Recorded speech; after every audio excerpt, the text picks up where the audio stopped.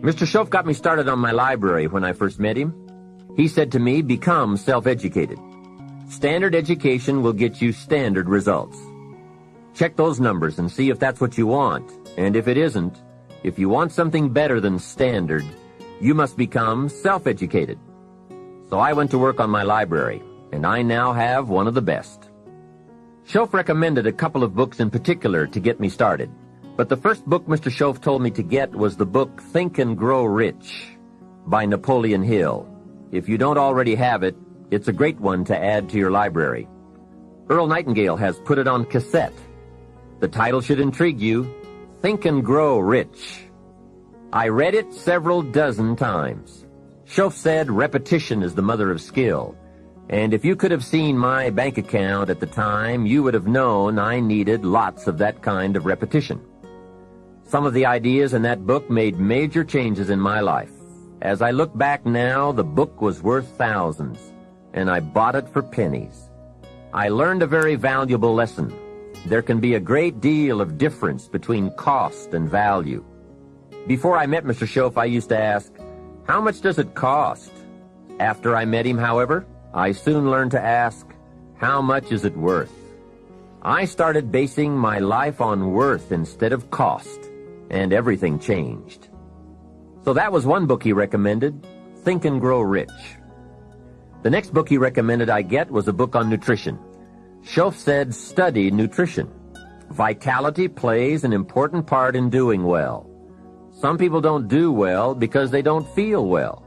It's not that they're not intelligent, it's that they're ill. They don't have the fire and the vitality to do well. So he really got on me about nutrition. Now, some of those health books are a bit weird, but you can separate out the weird stuff. There are cassettes on nutrition, too. Remember, don't be a follower, be a student. Someone says, I read this book. Should I follow? And the answer is no. Read at least 2 books and make up your own mind. Don't be a follower, be a student. So take care of yourself. There's a Bible phrase that says, many times the spirit is willing, but the body's weak. So you have to work on both. You wake up in the morning and the mind says, let's go get 'em. And the body says, I can't even get out of bed. So work on your health. A person's library of books and cassettes reveals his or her most dominant desires. It's interesting to walk into someone's house and browse through the library. What does your library say about you? So read all the books. Now here's good news. You don't have to read them all at once. Try this, 2 books a week. In 10 years is 1,000 books. If you read 1,000 books in the next 10 years, do you think they would greatly influence all the dimensions of your life? The answer is, of course. Well, here's what's exciting. It's only 2 books a week. However, I would suggest if you haven't read 2 books a week for the last 10 years, you are about 1,000 books behind.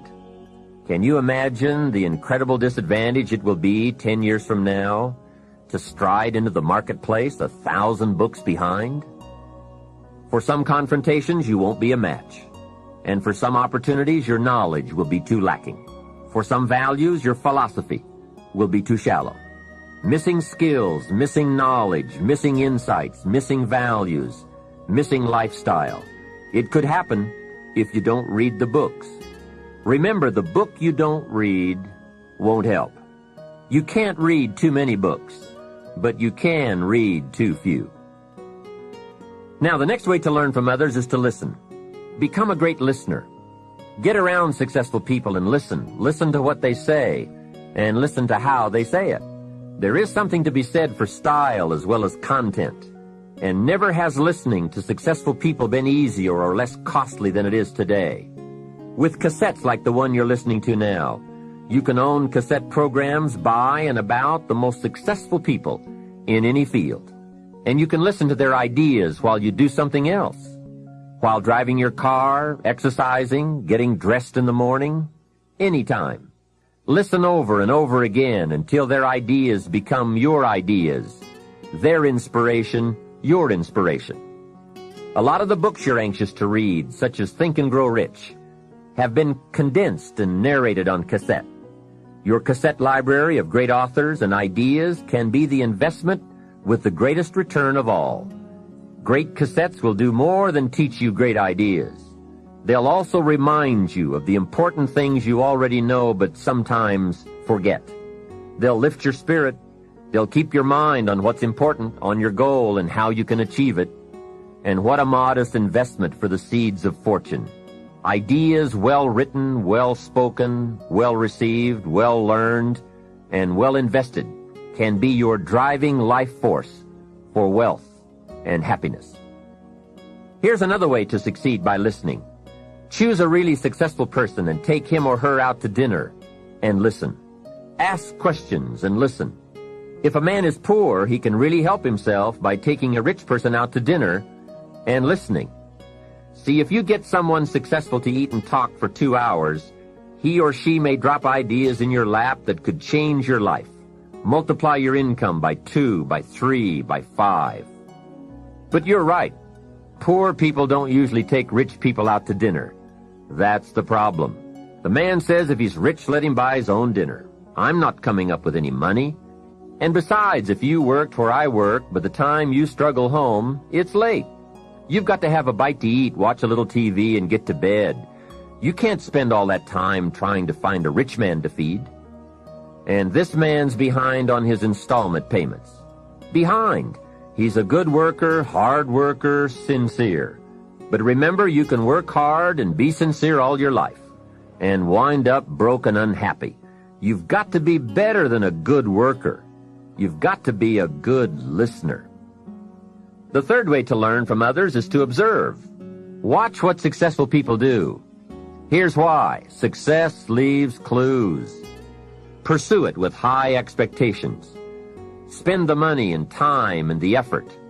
They're all investments, time, effort, and money. But the payoff is so great, it's hard to compare the cost to the reward. First is the money, and it does take some money. I have a great suggestion for the cassettes and the books and the lectures, the seminars and the videos you need for a constant flow of ideas and inspiration. Set up an educational fund. Take a portion of your income each month and set it aside to invest in all the means of the search for knowledge. Remember, the best money spent is the money spent to cultivate the genius of your own mind and spirit. Make sure you don't spend more for accommodation than you do for education. The money, small price. The promise, unlimited potential. Next is the time. That is a valuable expenditure. I understand that. To ask people for their money, that's one thing, but to ask them for their time, that's a major request. But I don't know any shortcuts to this. It takes time, precious time. The time you spend is that much less time you have to spend. You can get more money, but you can't get more time. However, life has a unique way of rewarding high investment with high return. This major investment you're making now, listening, could be that small fine-tuning you need for major accomplishment. And last, the investment in effort. There is a great deal of difference in casual listening and serious listening. Listening to know, listening to learn, listening that opens up the whole mental and spiritual process is truly an investment in effort. Bringing heavy attention to bear, that takes effort. A mental rifle shot to strike the idea target, that takes a great deal of concentrated effort. However, this effort, high-gear mental machinery, is the effort investment that opens the floodgates where ideas can work their magic for you in the marketplace. I guess it is a lifetime project, seeing what you can become. Personal development is truly the key to the good life. You see, what you become is far more important than what you get. The most important question to ask on the job is not, what am I getting?